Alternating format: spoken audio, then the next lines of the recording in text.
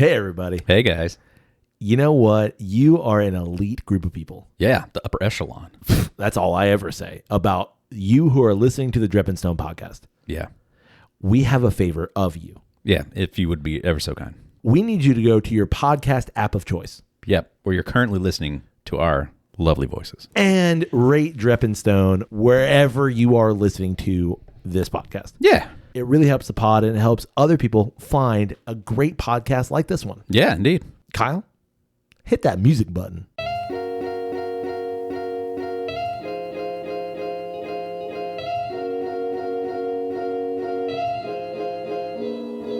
Hello and welcome to the Drep and Stone podcast, a podcast where two friends raise a glass and have a conversation. I'm Nick. I'm Kyle. Kyle. Hey, Nick. It is kind of dreary outside. Yeah, it is. You want to talk about the weather? No. Yeah, let's talk about the weather, man. We haven't talked about the weather in a minute. Yeah, kind of a dreary day, but it's nice. It's comfy outside. You know why it's nice, though? It's because we haven't had rain in like 3 months. Oh, yeah. It is crispy outside, but it feels lovely. It's kind of London-esque. It is kind of London. I actually opened the doors the other day, like yesterday, and I was like, oh, it's cooler outside than it is inside. Yeah. I love it. Yeah, a little 60-degree and overcast. Hell yeah. Can't beat it. Especially here in Florida. A rare day in Florida. Exactly. Yeah. In early April. Like that just don't happen. Year round. Yeah, exactly. Rare day. You're not wrong. But I'm loving it, man. It reminds me of you said London. It reminds me of my trip in Scotland. Like just a couple of days of like, June and it's a little cool. Okay. Okay. Get a little giddy. I kind of like it. You know what it makes me want to drink? What does it make you want to drink? It makes me want to drink a coffee. Would you like to drink a coffee with me? Yeah, let's have a cup of coffee. Let's do it. So Kyle, I already brewed this for us. What I did, and some nerdy stuff before we sip on this. This is 510. Yeah. Thanks, Alexa. I asked Alexa to do some math, and every time I ask her to do some math, she's always snooty. I think she got a little bit more sassy. She each time did you get asked. sassy, and then when I called her out on her sass, she was like, "I'm not sassy. I just have a personality." That's the product. Damn, girl. Just chill out. Gosh. So this is a 1-to-17 ratio. Okay. Or 17-to-1 ratio, however you do that. There's a big difference there. There is 1 gram of coffee for every 17 grams of water. Gotcha.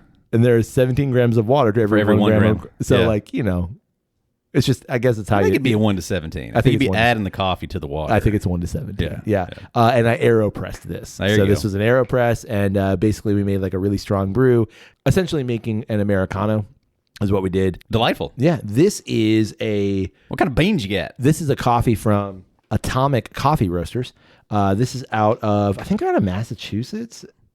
Peabody, Massachusetts. I don't know where Peabody is. Where do you find your beans? What do you mean? Like, how did you find these specific beans? I don't remember. I think I searched like just small coffee roasters and they were highly rated and just started like researching. Give it a shot. Yeah, and figured out I'm buy this. I like the bags as a whole. I think they got a cool aesthetic. A nice bean bag. It is a nice bean bag.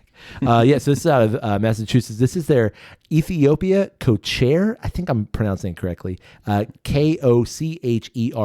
Sure, but I doubt it. Probably. I honestly really doubt it. That's not. You think it's like kosher or kosher? No clue, but like I think there's like I'm just gonna assume you're not saying it right. You're probably right. From Ethiopia, like I just don't know the dialect that strongly. Yeah, me neither. This is a single origin coffee, which is why I wanted to bring it here. So it's not a blend. This is a coffee from a single place, single plant, single year, single crop, single region, I think, and probably a single farm. Yeah. Like I don't know the exact definition of a single origin. Maybe. I don't think it's a single plant. I think it's just a single farm. Single bean. Sure. Yeah. But this is a washed coffee and it is a light roast coffee. What does wash mean? It means that it. Yeah. They just like a Brillo pad and just sat there and like scrubbed it clean. Lift up its bits. Yeah, exactly. Get in there. No, it means that it's the process of removing the bean from the fruit. Okay. It's called the washing process. There you go. Okay. You ready? Yeah. Here we go. Have some coffee. We've already talked about branching into other things. Yeah.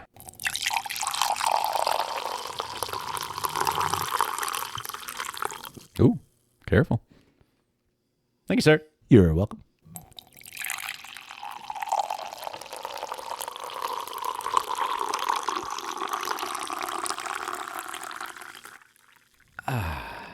The best part of waking up is Cold Cherry.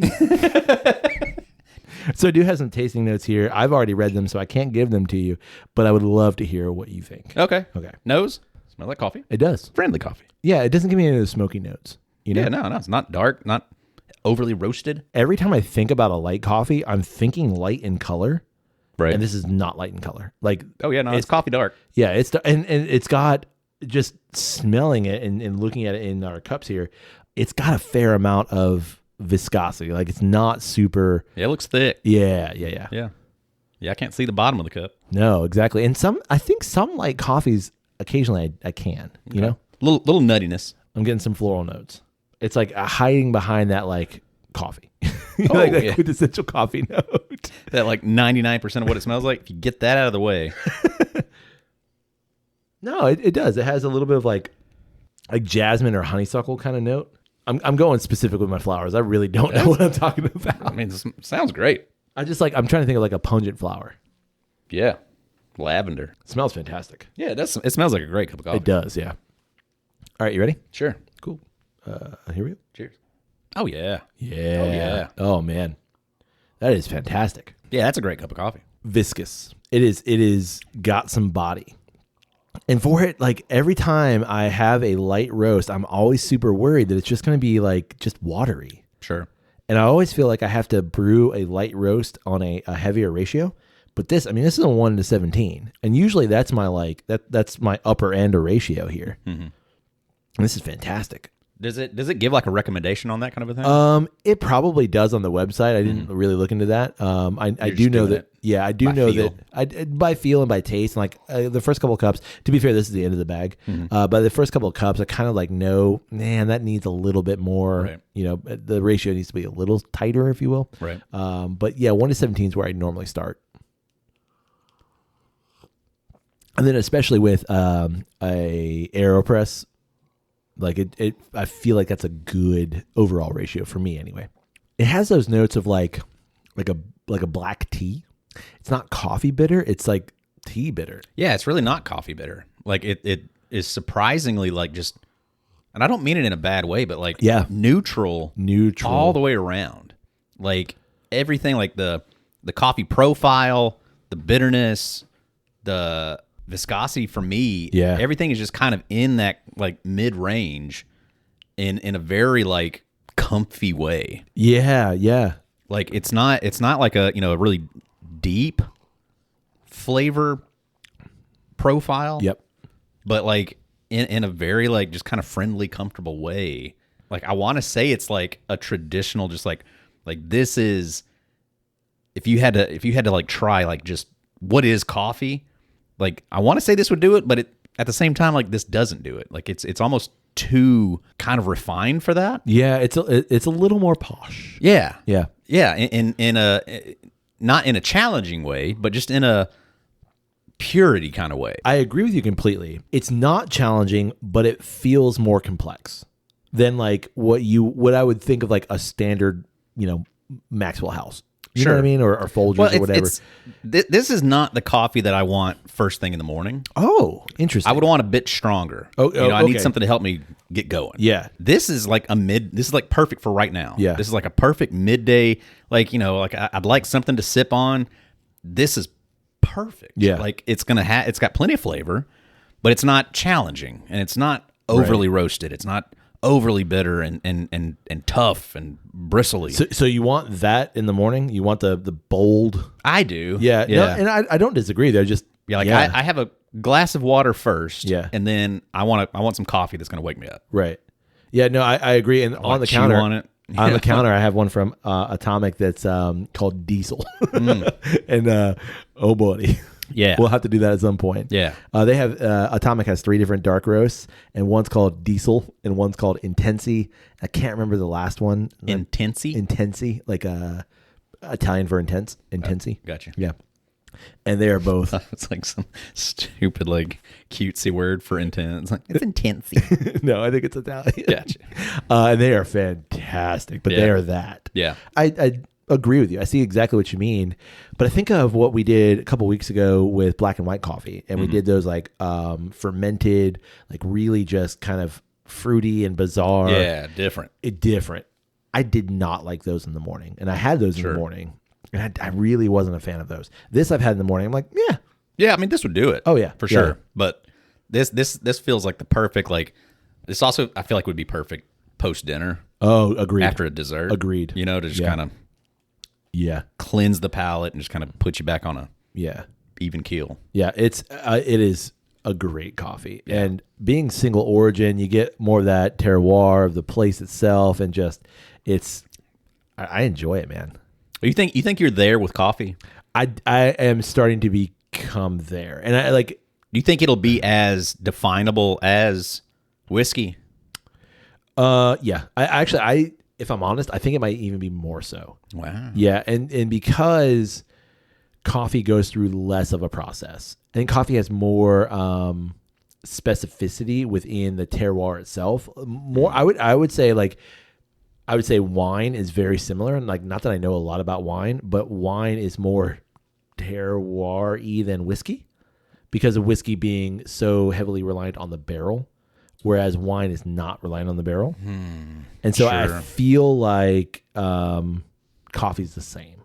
Like, would you define like the terroir? Yeah. That's different from style. I think so. Yeah. So like an Islay whiskey is what you think of being an Islay whiskey. That's a style. A Kentucky bourbon is a Kentucky bourbon. And like, those are both whiskeys. Right. And you know one from the other because of how it tastes. Correct. But is that you place that more because of style? I think it's style, not necessarily terroir. Correct. Yeah, I think it's style. Okay. And when you get into like those conversations of terroir, I think it's like, okay, so I've got 4 Islay whiskeys, and what makes these 4 Islay whiskeys different? That's where you're getting to like that nuanced super specificity. You know, the same of like, here is a champagne, and a legitimate champagne. And then like, I got one from this grower and one from this winery and one from this winery and one from this winery.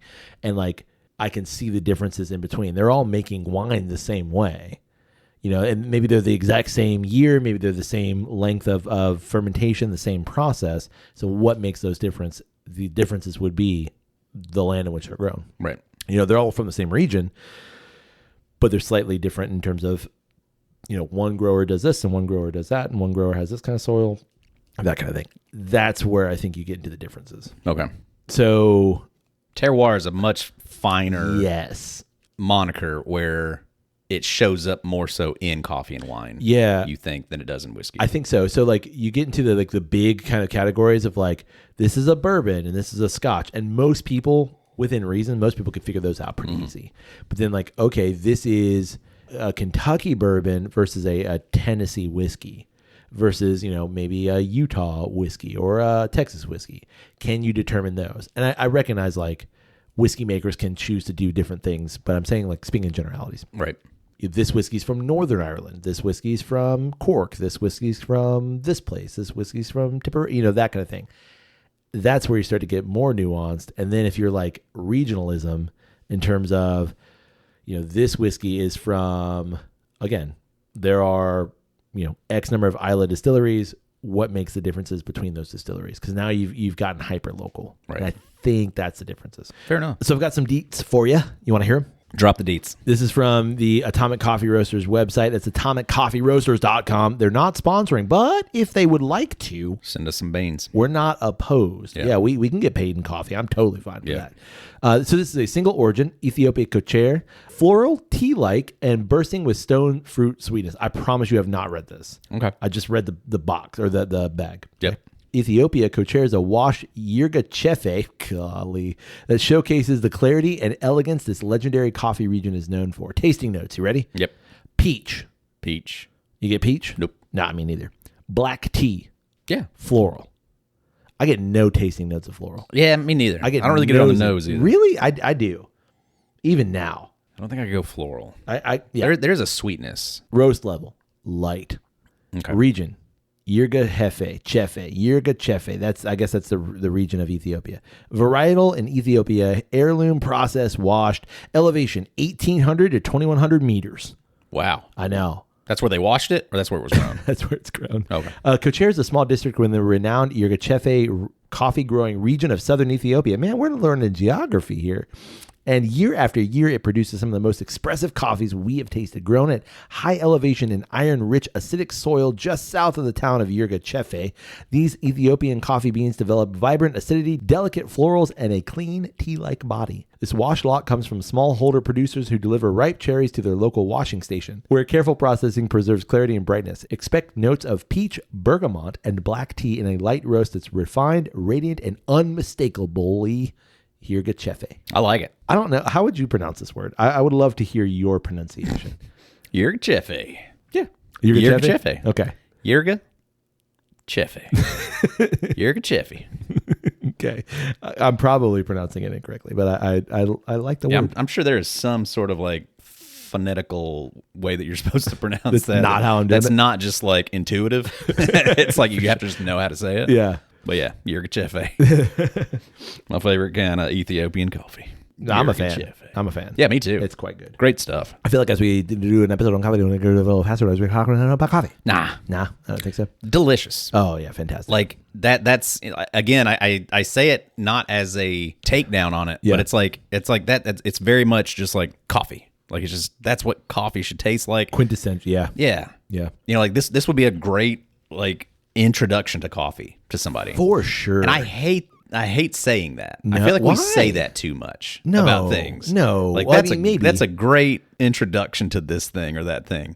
But like generally, this would be like because it's not overly bitter. Yeah. It's got coffee flavor to it, a pretty strong coffee flavor to it. I don't think it's like a slap in the face by any means, but it's like that's coffee. I like, disagree with you. I don't think that's a bad thing at all. I mean, like I agree with everything you said, but I disagree. Like to say this is a good introductory because my introductory was like crappy coffee out of like you went to a 7-Eleven just hoping that things were all right.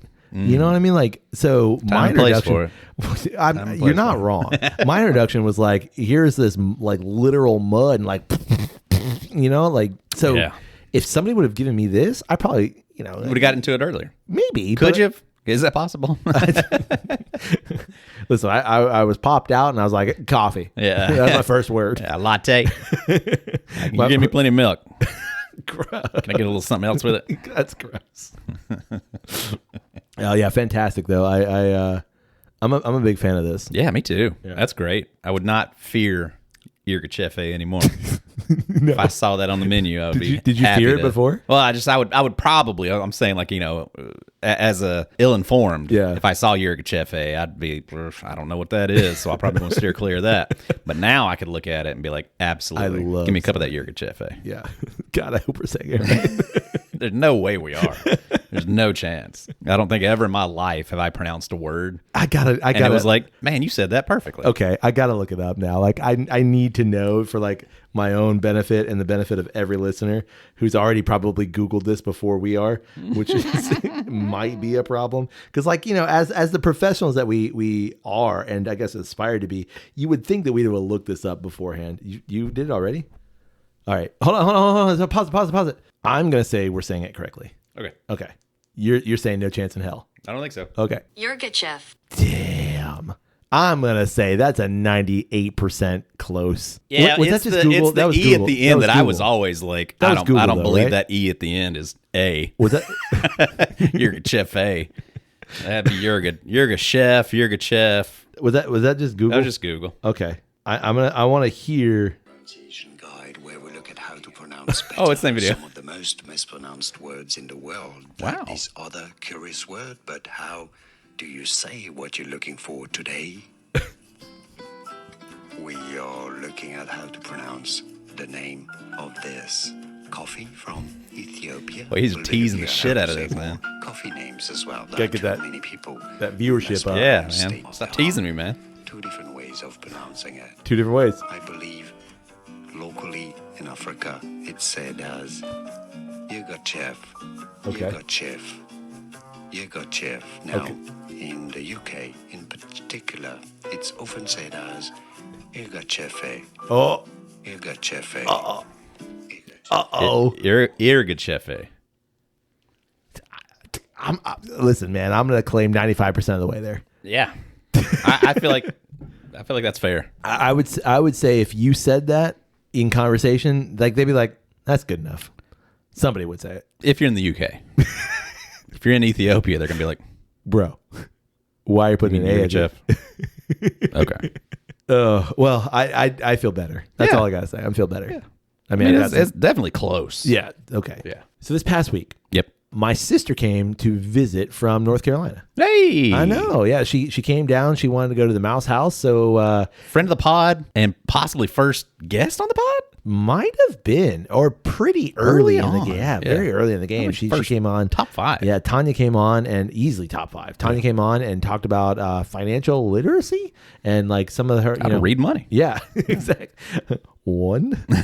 Dang. Cool. Washington. Right. Federal Reserve. Correct. Okay. Yeah. Legal tender, you say. Interesting. But she was down here this week. She wanted to go to the Mouse House. She had not been to Disney in quite some time. She hadn't done all of the Mouse House parks. Yep. And she did Magic Kingdom in like 2017. That was the last time she went there. Right. But like not all the rest of them.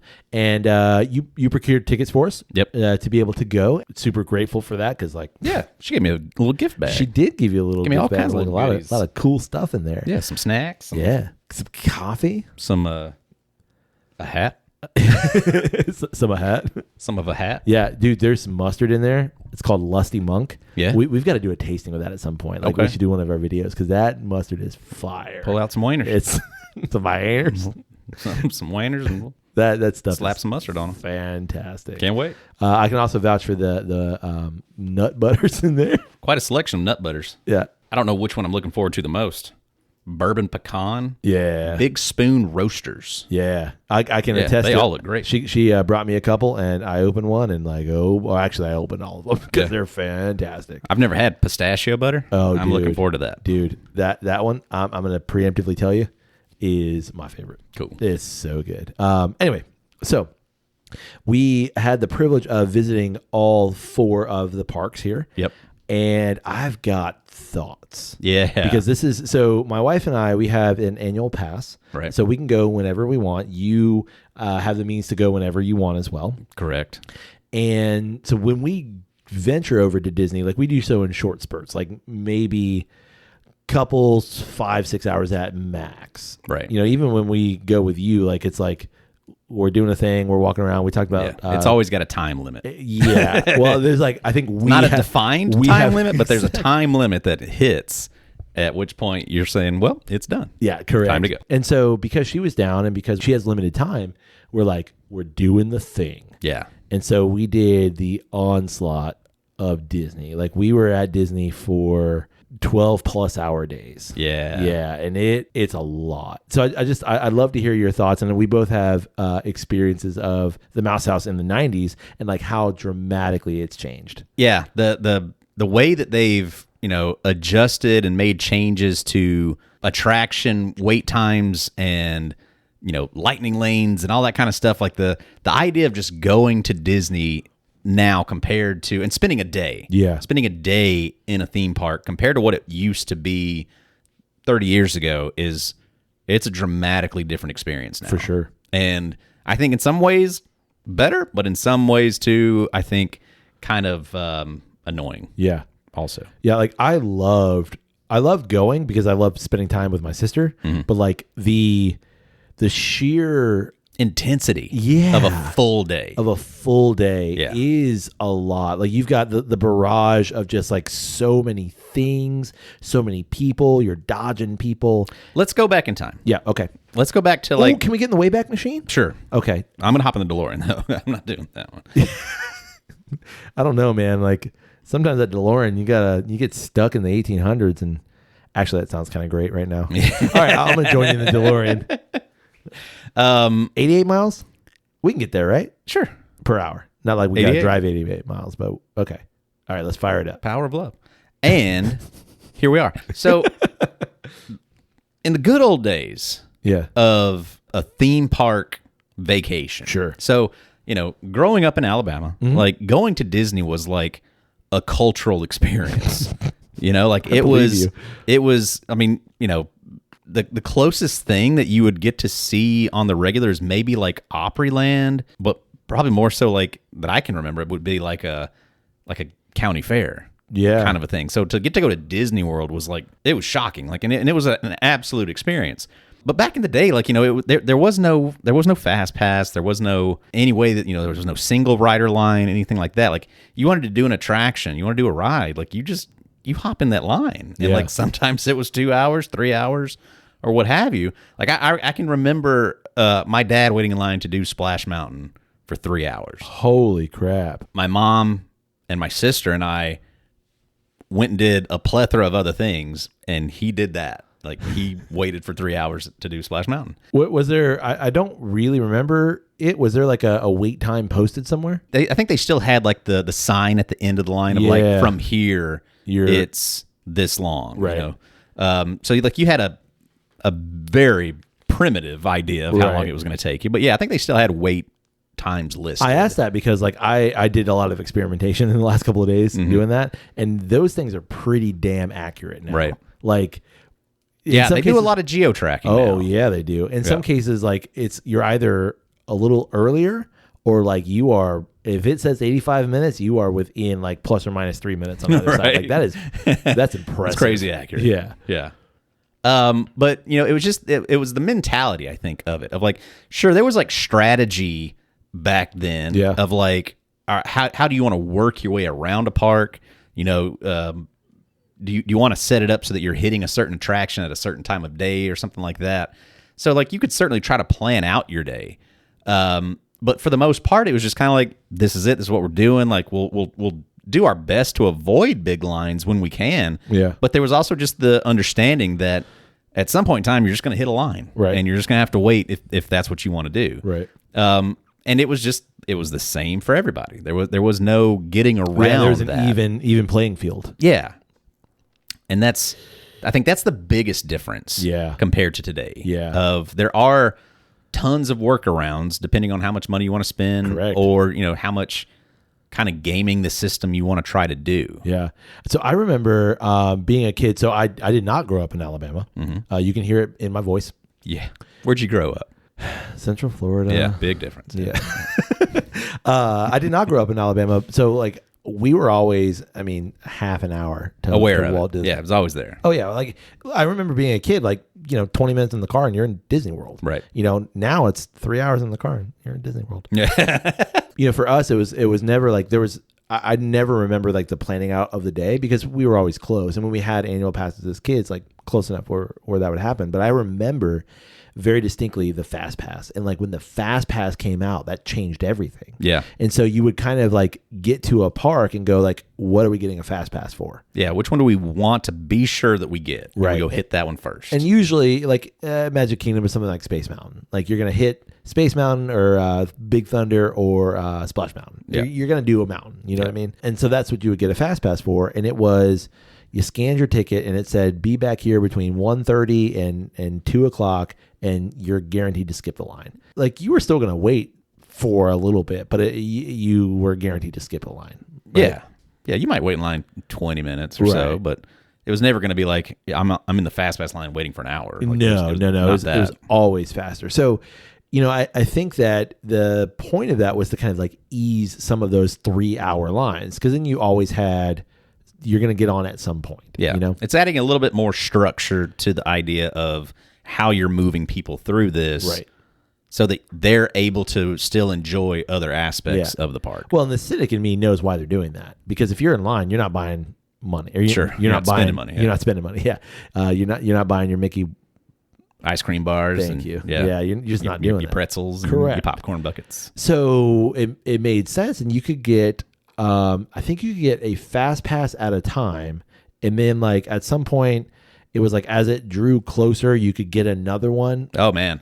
So there's a big hack when it was first introduced. Oh yeah, which was you basically could throw in any kind of a plastic card, and it would spit out a ticket. And it would spit out a time. Oh really? So there was a couple of trips that we made down where we brought every Disney ticket that we had ever acquired. Whoa! Our keys to the world, it used to be called. Yeah. And you could absolutely go and it just wasn't. They didn't have it.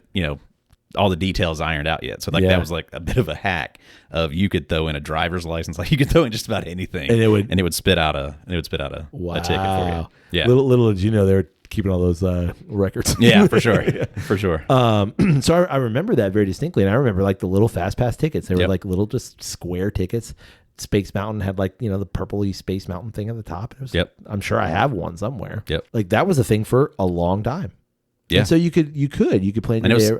Totally free. Yeah, absolutely. You could plan your day around that, and you could make, you know, I feel like it made your day more enjoyable because, like, man, I really want to ride Splash Mountain. You're right. So as soon as you get to the park, you can go straight there and have a confirmed time of when you're going to ride it. So, like, now I don't have to worry about waiting in line, and I can do. I'm free to do other things. Yeah.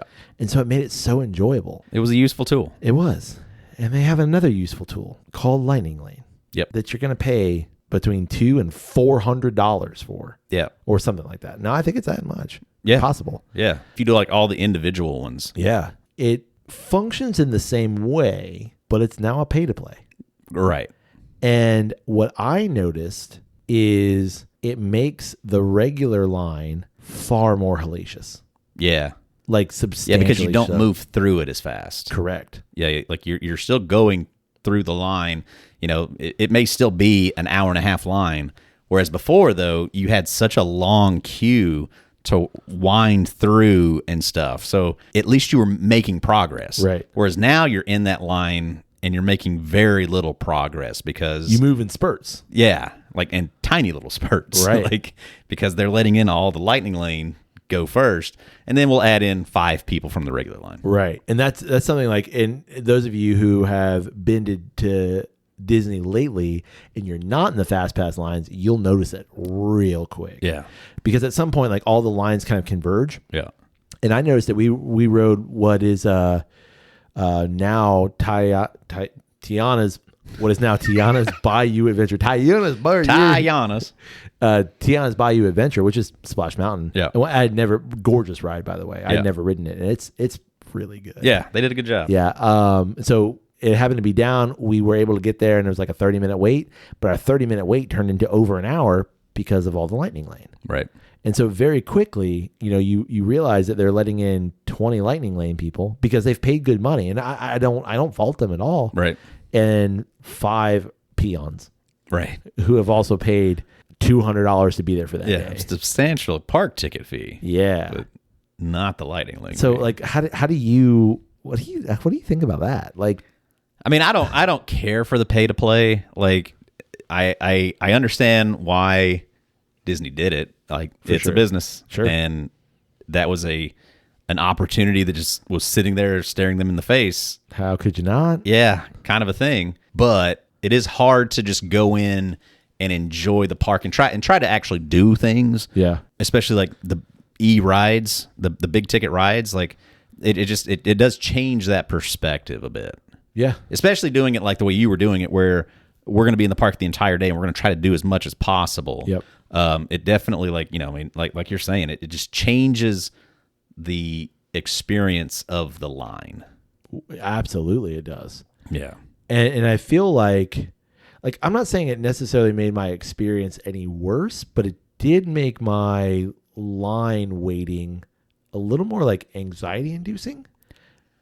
Well, I hate to say it too, but like to me, it's also like there's a bit of the class separation kind of a thing. Oh yeah. Of like you almost feel less than to just be in the regular line. I am so glad. Like know, can I say right now we're gonna do an episode on that because we also have thoughts on that, but like definitely. Yeah. Because like I feel like that needs to be its own separate thing. Right. Because I noticed, oh my gosh, like you saying that, I noticed it. Yeah. I noticed it so hard this time. Yeah. And it's because like we spent so much time in the parks. And this is like not just Magic Kingdom, but like in so many ways you notice it. Yeah. Like, I mean, I even remember back in the Fast Pass days of like, if you had your Fast Pass, you feel like hot shit. You know, like you just go right to the front of the line and like you laugh and jest at the common folk who are just waiting in line.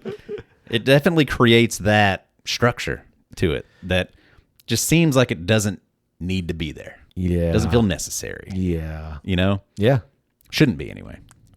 We're going to do a whole episode on it. Yeah. But so, and then now I think another aspect of like doing like what you did, which is just 4 days, or no, 3 days. Yeah, we did 3.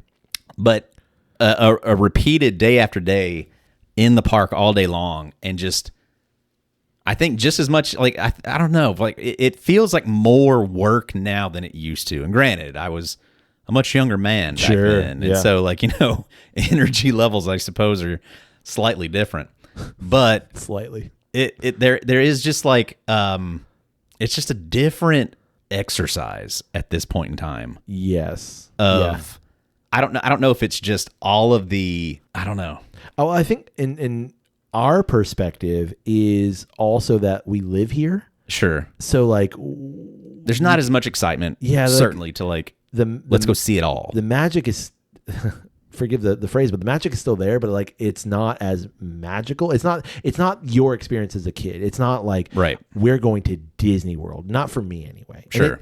Even as a kid, I remember like, we're going to Disney World. Right. Not like, oh my God, like this is my vacation and I'm going to love this. Yeah. Like, do you ever stay at the resorts? Never. I've never stayed at a resort. Well, I have, but like because of like conferences that I had to go to, not because of vacation. Right. Like this is my vacation. No, never. Right. And I know you did.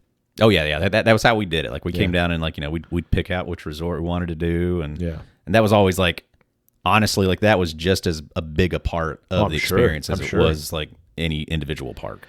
And for me, especially this time, like because of like doing it like a vacation, you're there for 12 plus hours, like you're doing the thing, I'm looking around and I'm looking at like, God, these people are so miserable. Right. And I can go home at night, but y'all have to go back to this hotel and I can go eat real food, even though I didn't because I ate theme park food, which is a whole nother thing. But you guys have to like, but even that's a big, I think that's probably like the single largest like upgrade since the 90s. Oh, for like sure. Back in the 90s, every fast food stand sold the same 5 items. Absolutely. Like and it was at every single park. Like you get a hamburger, you could get a hot dog, you could get chicken tenders. Yep. Like now there's consistently like everywhere. Good food everywhere. And now just about every place has at least something different. Right. Like you could still find all those basic things, but like even those basic things I think are going to have some sort of a, but ours has this different attribute to it. Yeah. Yeah. So like that, I think, I agree with you completely. Like that's a huge upgrade, but it's still theme park food. Yeah. At the end of the day, it's still theme park food. And your gastrointestinal system is going to be screaming. Depending upon the choices you make. Yeah. I think there are options. Sure. You just have to be willing to die for them. You have to be willing to search them out. Yeah.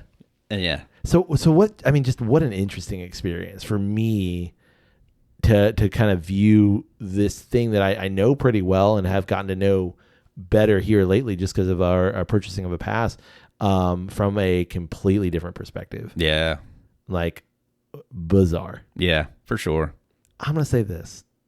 If this was my one vacation a year, or maybe even every couple of years, and I know this bleeds into the conversation we're going to have at some point, I don't know I'd be satisfied in my vacation. I mean, I'm sure I would like convince myself that I'm satisfied in this vacation, but like looking at all of the people around me going like, we're having fun, damn it. Like, and the amount of parents, like their young children are freaking out because, it's hot and it's a long ass day and you've been here for a couple of days. Like, I don't know. Like what's the big separation between that and what we're going to do? I asked myself the same question. Yeah. I don't have an answer for you. Like certainly it's familiarity. Yeah. And I think that's like my whole point of like, when you're coming from nowhere, Alabama, down to Disney World is like sure, it's altering. Yeah, but I think like what you're much referring the same to, way of what we're gonna do is gonna be altering because it's stuff that we don't get to see on the regular. So breaking news: we're taking a trip to Italy this summer, right? So yeah, I think the difference is accompanied by a boat, sure, and a mouse that owns that boat. Yeah. So we're doing a thing. I don't know if there is a big difference other than I will say I think you not getting the resort experience. Yeah. I think that's a huge part of it. Yeah. Like because it does become like even like I mean I have a good time. Like, we haven't done it in quite a while. We used to do it around the kids' birthdays. We would just go out and stay at a resort for a couple of nights. Yeah. Because the resorts they're great. Yeah. Like, they're a ton of fun just to walk around. Like, they're beautiful. That was always like such a fun thing of like being exhausted in the park after a whole day, getting on a Disney bus, taking it back to your resort, walking through the lobby, like the whole thing. Like, it was always just so well done and clean and stuff, and so you getting back to your room. Yeah. And it was part of it. We'd always sneak out to the pool late at night, and like back then they didn't care, because like there's no lifeguard out there, but like you just go swimming until like 2 a.m. Yeah, and it was just it was part of it. And I can see that too, especially nowadays. If you finish up at the park and you got to sit in traffic for an hour and a half, right? Even if you live 10 minutes from Disney World, right? Like it's rough. Like that's always a rough way to end the night. And I think you go too, sit in traffic for like something that hour. I thought about in that instance was like if you've done a day at the park and you're coming back, let's say 10 o'clock, there's not a whole lot open. So like, outside, the resort, right? So then, like, what are you gonna do? If you want to ale house, baby, yeah, they open till 2. Yeah. Are you recouped? What do you mean? From Disney? Oh yeah. My got some sore knees. You lower back feeling all right? Yeah. No, I was actually like in that respect, I was good. Like my feet only hurt like once. I mean, it was an unfortunate week. Yeah. When of just timing, because it was spring break. Oh, buddy. It was spring break. It was not the peak of spring break, but it was covered. You were definitely on the incline. Yeah. It was busy days. It was busy days. It was covered. It wasn't unenjoyable because of that. And it wasn't unenjoyable at all. It was actually a really great time, but it was just like the people did not make it was palpable. Like there was definitely an uptick in people there for sure. It was like 80s. Yeah, creep up into the 90s. Yeah, maybe some days, but like it wasn't that summer, right? There was 95. A breeze, usually a breeze. Like we could dodge the sun. Yeah, it was nice. It was warm occasionally, but it wasn't hurtful. Which that I couldn't imagine doing that crap in the summer, man. In the years that I've been going to Disney, yeah, I've always found it really interesting. I think that is the biggest difference today compared to back then. Yeah, is in the 90s, it was so busy during the summer. Yep. Summer months now are not the peak time anymore. Like people have learned that like it's miserable in the summer. And so, and I think Disney has also done a fairly good job of trying to push people out of that too by offering different, good deals and stuff like that. I think Disney's done a really good job of like, I think they had it kind of nailed right before COVID. Oh yeah. Of like the whole year where it used to be peaks and valleys of attendance and things. It kind of got to a point where it was just like soft little waves. Right. And then COVID threw a wrench in that, and they kind of they're getting back to it. They're figuring it out. But yeah, I know we'll be going in the summer just because again we have passes, but like it's going to be interesting to see how it changes. It just means you go in that much later. If we don't get there till 6, that's good. You mean 8 p.m.? We're gonna just walk around here right quick and we out. Do a quick loop. Yep. Out the door. On that note, you got anything else? No. No, me neither. I'm caffeinated. I'm ready for a day of recording. Here we go. All right. Well, we'd love to know, what do you think about Atomic Coffee Roasters if you've had anything by them? Yeah, them, or what do you think about some other small independent coffee roasters that are doing some lovely things? Send them our way. Yeah, and if you know anyone who wants to give us a couple beans, send them our bean bags. I love bean bag. Well, I would love lava lamp, bean bag, Nintendo 64. Oh, now you're talking. Ready to rock. Pizza rolls. Oh my God, pizza rolls. Terrible for you. How have we not paired whiskey with pizza rolls? Hard miss. When's the last time you bought pizza rolls? I probably got some at the house. I believe you do, actually. Probably got some at the house. You probably do. God, we could pair them with chicken tendies right now. Oh, shit. Oh, man. Let us know so that we can get in touch with them and maybe get some other amazing coffee on the pod. Reach out and touch those beans. Yeah. Absolutely. We also want to know, have you visited a mouse-based theme park recently? And how have or a non-mouse-based? Like, just tell us your experience of the trudges of park fare. Yeah, I would love to know because I think they're getting crazier. You